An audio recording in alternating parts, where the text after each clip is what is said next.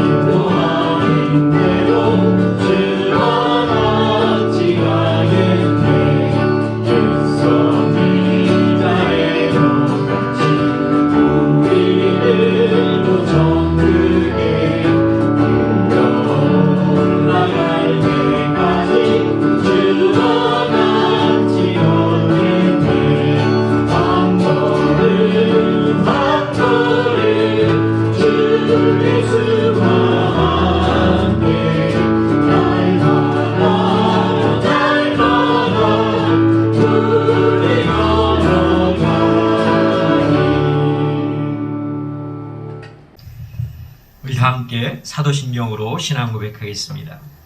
나는 전능하신 아버지 하나님 천지의 창조주를 믿습니다. 나는 그의 유일하신 아들 우리 주 예수 그리스도를 믿습니다. 그는 성령으로 잉태되어 동정녀 마리아에게서 나시고 본디오 빌라도에게 고난을 받아 십자가에 못 박혀 죽으시고 장사된 지 사흘 만에 죽은 자 가운데서 다시 살아나셨으며 하늘에 오르시어 전능하신 아버지 하나님 우편에 앉아 계시다가 거기로부터 살아있는 자와 죽은 자를 심판하러 오십니다. 나는 성령을 믿으며 거룩한 공교회와 성도의 교제와 죄를 용서받는 것과 몸의 부활과 영생을 믿습니다. 아멘.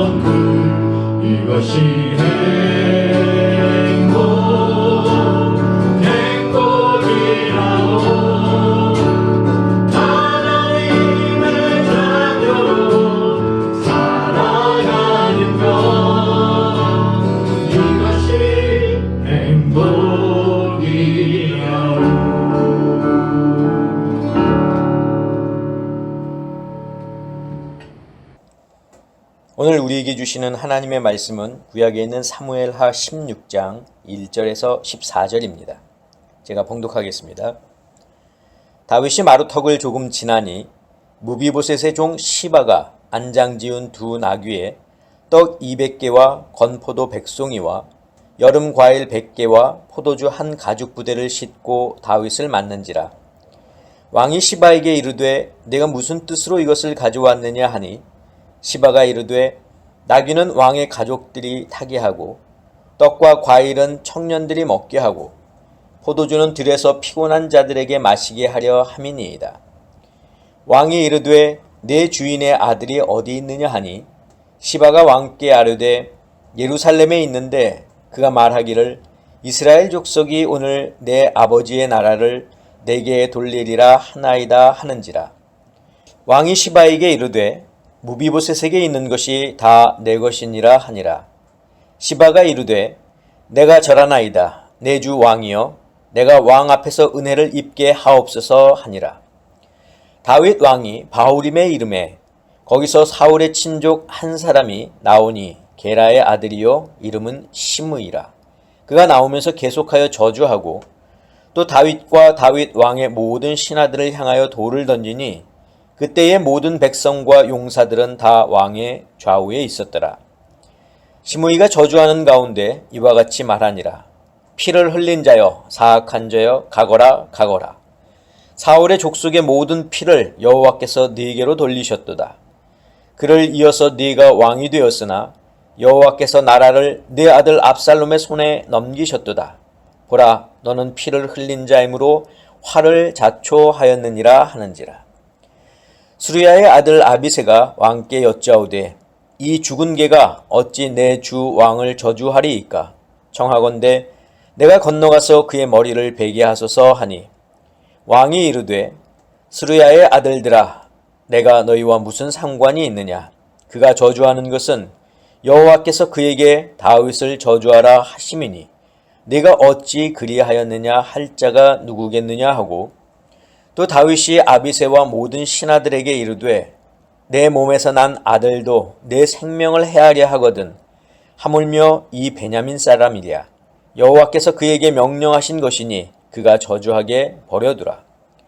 혹시 여호와께서 나의 원통함을 감찰하시리니 오늘 그 저주 때문에 여호와께서 선으로 내게 갚아주시리라 하고 다윗과 그의 추종자들이 길을 갈 때에 시므이는 산 비탈로 따라가면서 저주하고 그를 향하여 돌을 던지며 먼지를 날리더라.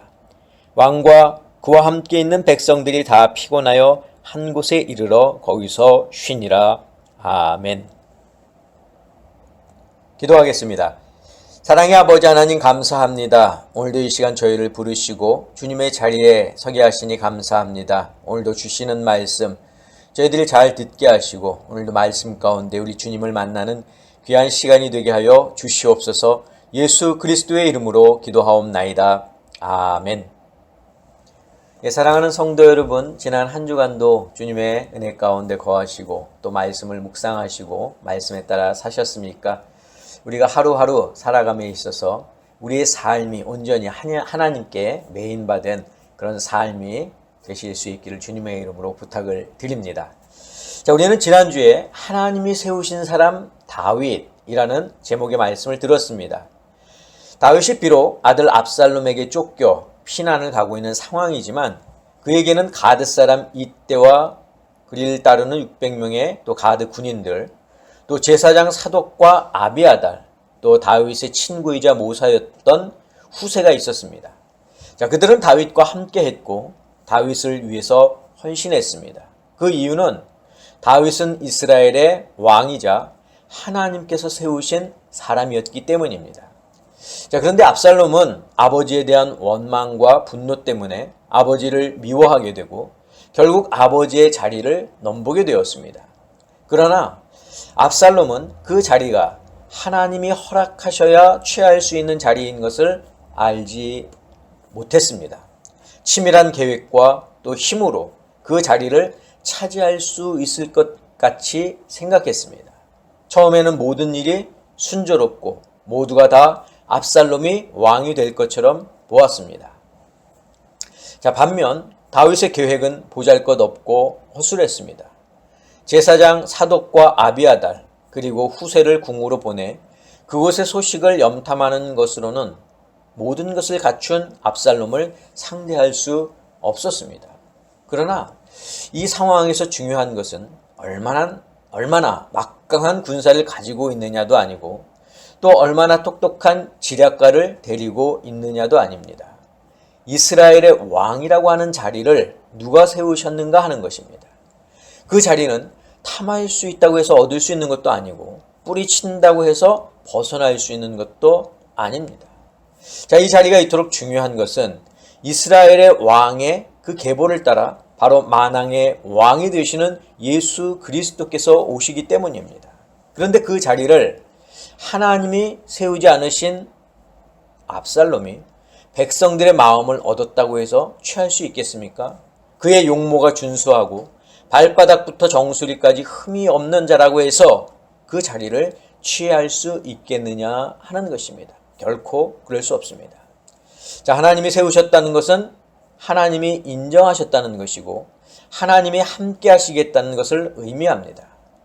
이처럼 하나님이 모세를 세우셨고 다윗을 세우셨던 것처럼 우리 또한 하나님께서 세우신 이 시대의 거룩한 성도라고 하는 사실을 우리가 기억하면서 하나님이 우리에게 원하시고 또 바라는 것이 무엇인지를 깨닫고 그것을 이루어가는 성도들이 되자라고 제가 지난주에 말씀을 드렸습니다. 자, 오늘 본문으로 오면 피난길을 가던 이 다윗은 두 명의 사람을 만나게 됩니다. 첫 번째 사람은 시바입니다. 자, 시바는 사울 왕의 손자요 또 다윗의 친구였던 요나단의 아들 무비보셋의 종입니다. 자, 시바는 이미 사무엘하 9장에서 언급된 바가 있는데 그때 다윗은 사울과 그의 온 집안에 속한 모든 것을 요나단의 아들 무비보셋에게 주었고 무비보셋의 종이었던 시바가 그것을 관리하도록 명령했습니다. 그런데 그 시바가 지금 피난길에 있는 다윗을 찾아온 것입니다. 그는 다윗과 그를 따르는 무리를 위해 나귀와 떡과 또 마실 것을 가지고 왔습니다. 다윗으로서는 고마운 일이 아닐 수 없죠. 자, 그러나 시바는 다윗을 위하는 마음에 이 일을 하는 것이 아니라 자신이 원하는 것을 얻기 위해 다윗에게 잘 보이려고 온 것입니다. 자, 다윗은 자신을 찾아온 시바에게 무비보셋의 안부를 물었습니다. 자, 그러자 시바는 기다렸다는 듯이 다윗에게 대답하는데 그의 대답은 다윗을 놀라게 하기에 충분했습니다. 무비보셋이 다윗이 왕궁을 떠나 피난길에 올랐다는 소식을 듣고는 이렇게 말했다는 겁니다. 이스라엘 족속이 오늘 내 아버지의 나라를 내게 돌리리라. 이 말이 무엇입니까? 곧 내가 이제 이스라엘의 왕이 되겠구나 하는 말입니다. 자, 그런데 이 말은 시바가 꾸며낸 말입니다. 무비보셋이 하지도 않은 말을 지금 시바는 꾸며서 다윗에게 하고 있는 겁니다. 다윗은 전후 좌우 상황을 따져보지도 않고 시바에게 이렇게 말합니다. 이제 무비보셋에게 있는 것이 다 내 것이니라. 자, 다윗은 일전에 사울과 그의 온 집에 속한 모든 것을 무비보셋에게 준 일이 있었는데 이제 그것을 빼앗아 시바에게 주겠다고 약속한 것입니다. 시바의 말만 듣고 다윗은 섣부른 판단을 내린 것입니다. 자, 다윗이 바후림이라는 곳에 이르렀을 때 거기서 사울의 친족 한 사람인 시므아를 또 만나게 되는데 자, 그는 다윗을 만나자마자 피를 흘린 자여 사악한 자여 가거라. 사울의 족속의 모든 피를 여호와께서 네게로 돌리셨도다 라면서 이 시므이가 다윗을 저주했고 다윗과 그의 신하들을 향해서 돌을 던졌습니다. 자, 시므이가 다윗에게 이렇게 한 데에는 이유가 있습니다. 시므이는 자기 지파와 가문에 대해서 상당히 자부심을 가지고 있던 사람입니다. 그런데 유다 지파 사람인 이 다윗이 사울의 뒤를 이어 왕이 되자 이를 시기한 겁니다. 자, 그런데 이제 다윗이 쫓기는 신세가 되자 이를 반기면서 다윗을 저주했습니다. 자, 그때 수르야의 아들 아비새가 자신에게 명령만 내리시면 당장 가서 내가 저 사람의 머리를 베겠다고 말하자 다윗은 그냥 내버려 두라고 말합니다. 그러면서 다윗이 이 아비새에게 이렇게 이야기합니다. 주께서 그에게 다윗을 저주하라고 분부하셔서 그가 저주하는 것이라면 그가 나를 저주한다고 누가 그를 나무랄 수 있겠느냐. 자, 다윗은 시바에 대해서는 올바른 판단을 내리지 못했지만 이 시므이가 한 행동에 대해서는 올바른 생각을 가지고 있었습니다. 자, 지난주에도 말씀을 드렸지만 다윗은 자신이 지금 겪고 있는 일들이 자기의 죄 때문이라고 하는 사실을 잘 알고 있습니다. 죄를 범한 것 때문에 하나님께서 자신에게 벌을 내리신 것이고 다윗은 왕임에도 불구하고 백성들에게 아버지임에도 불구하고 아들에게 받는 저주와 수모를 속죄하는 마음으로 받고 있는 것입니다. 자, 우리가 지금까지 이 사무엘서를 쭉 보면서 다윗의 인생을 돌아보고 있는데, 자, 이 다윗의 인생을 살펴보면 다윗은 지금까지 두 번의 큰 고난을 겪고 있습니다. 첫 번째 고난은 다윗이 골리앗을 이기고 돌아오자 백성들이 다윗을 칭송함으로 사울에게 밉보여 결국은 사울을 피해서 이것저것 도망을 다니며 살았던 때가 첫 번째 인생의 고난이었고, 자, 두 번째 고난은 지금 바로 아들 압살롬을 피해서 떠난 이 피난길이 두 번째 고난입니다. 자, 우리도 우리의 인생을 돌아보면 크고 작은 고난들이 있었을 것입니다. 그런데 우리가 성도로서 우리에게 닥치는 고난을 살펴보면 그 고난은 크게 두 가지로 나눌 수 있다는 거죠. 하나는 하나님께서 주시는 고난이고 다른 하나는 사탄이 주는 고난입니다. 그런데 오늘 저는 여기서 하나님이 주시는 고난에 대해서 좀 살펴보려고 합니다. 자, 하나님은 당신의 백성들에게 복을 주시는 분이시기도 하지만 필요에 따라서는 고난을 주기도 하십니다. 그런데 하나님이 주시는 고난도 두 가지가 있다고 하는 것을 우리는 다윗의 인생을 통해서 알 수가 있습니다. 자, 하나님이 주시는 첫 번째 고난, 그것을 우리는 훈련이라고 말합니다. 다윗이 사울에게 쫓겨 광야를 헤매며 하늘을 이불 삼아서 땅을 베개 삼아서 지낸 적을 우리는 알고 있습니다. 심지어 블레셋까지 도망가서 미친 사람 흉내를 하면서 목숨을 지켜야 했던 다윗의 모습 또한 잘 알고 있습니다. 다윗 스스로도 자신이 아무런 잘못을 행한 일이 없는데 왜 이런 고난을 겪어야 하나 하고 처음에는 생각했을 것입니다. 자, 그렇지만 그 와중에도 다윗은 하나님을 원망하거나 불신하지 않고 오히려 하나님을 신뢰하며 끝까지 믿음을 지켰습니다. 자, 하나님이 이처럼 다윗에게 고난을 주시는 이유는 다윗을 훈련하시기 위함입니다. 자, 앞으로 다윗이 이스라엘의 왕이 되기 위해서 그가 많은 일들을 경험하고 또 겪어봐야 한다는 것이 하나님의 생각이었습니다. 자, 하나님의 이런 훈련 방식은 다윗에게만 있었던 것이 아니죠. 하나님은 모세에게도 고난을 주셨는데 그가 바로 왕 앞에 나가서 9가지 재앙을 내리기까지 바로가 꿈쩍하지 않고 있다가 비로소 10번째 재앙을 받고서 이스라엘 백성들을 풀어줬지 않습니까? 하나님의 능력이라면 한 번의 재앙으로도 바로가 이스라엘 백성을 풀어주도록 하실 수 있었을 텐데 하나님은 9번의 재앙을 통해서 모세가 바로를 만나고 그 과정에서 9번의 거절을 맛보게 하는 그런 훈련을 시키셨다는 겁니다. 여호수아와 이스라엘 백성들도 12번의 헛된 발걸음을 보이는 여리고성 땅 밟기를 하지 않았습니까? 12번을 그냥 돈 거죠. 아무런 현상이 없었죠. 그러나 마지막 일곱째 날, 일곱 번째를 돌았을 때 어땠습니까? 여리고성이 무너지지 않았습니까? 자, 하나님은 이처럼 고난, 역경, 수고 이런 것들을 통해서 당신의 사람을 훈련시키십니다.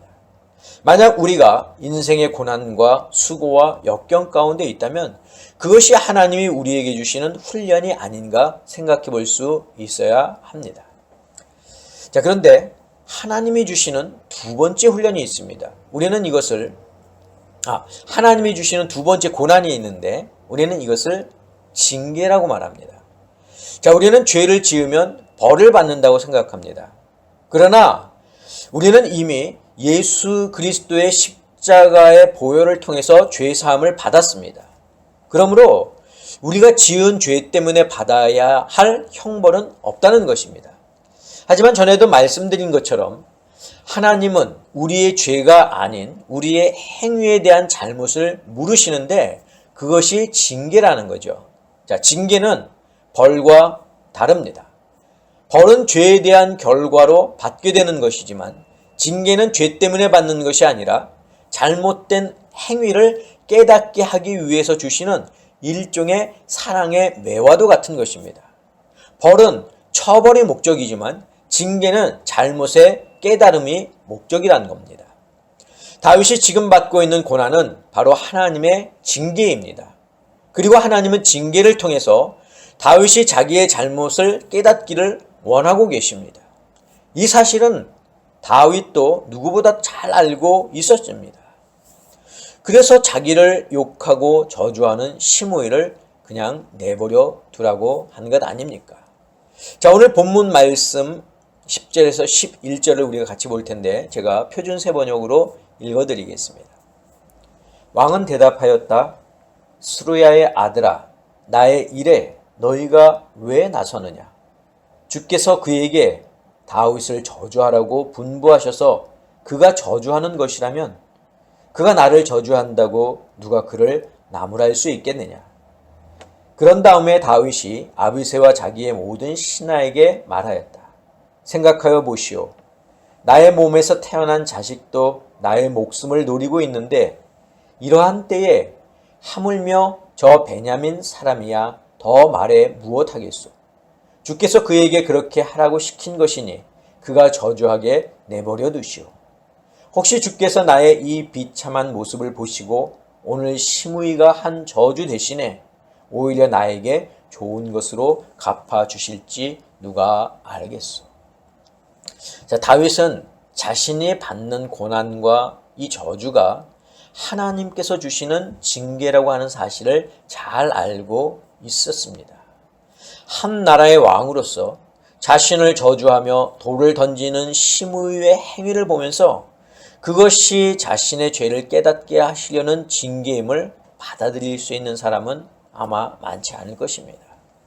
뿐만 아니라 아무런 죄가 없는데 사울에게 쫓기고 또 죽을 고비를 여러 차례 넘겨야 하는 이 고난의 상황 속에서 그것이 자신을 훈련시키는 하나님의 계획임을 받아들일 수 있는 사람도 많지 않을 것입니다. 사랑하는 성도 여러분, 저는 오늘 우리 아름다운 교회 성도 여러분들이 하나님께서 주시는 고난 속에서 그것이 나에게 주시는 훈련인지 아니면 우리의 잘못을 깨닫게 하시려는 징계인지를 잘 분별해서 훈련이라면 열심히 받고 징계라면 달게 받을 수 있는 저와 여러분이 되시기를 주님의 이름으로 축원합니다. 기도하겠습니다. 사랑의 아버지 하나님, 하나님께서 주시는 그 고난이 훈련과 또 징계라고 하는 사실을 오늘 다윗의 이 삶의 모습을 통해서 우리에게 가르쳐 주시니 감사합니다. 주님, 우리가 받는 고난이 있다면 그것이 하나님께서 주신 고난인지 사탄이 주는 고난인지를 분별할 수 있도록 도와주시고 또 하나님께서 주시는 고난이라면 그것이 훈련인지 징계인지를 깨달아 알 수 있는 저희들이 되게 하셔서 항상 하나님 앞에 바로 설 수 있는 저희들 모두가 되게 하여 주시옵소서. 이제는 우리 주 예수 그리스도의 은혜와 하나님의 그 크신 사랑하심과 성령님의 역사하심이 오늘 말씀을 듣고 이 말씀에 따라 순종하며 살기를 다짐하는 사랑하는 당신의 성도들 머리 위에, 저희들의 가정 위에, 건강 위에, 자녀들 위에, 직장과 사업과 일터 위에 지금부터 영원까지 함께하옵시기를 간절히 축원하옵나이다. 아멘.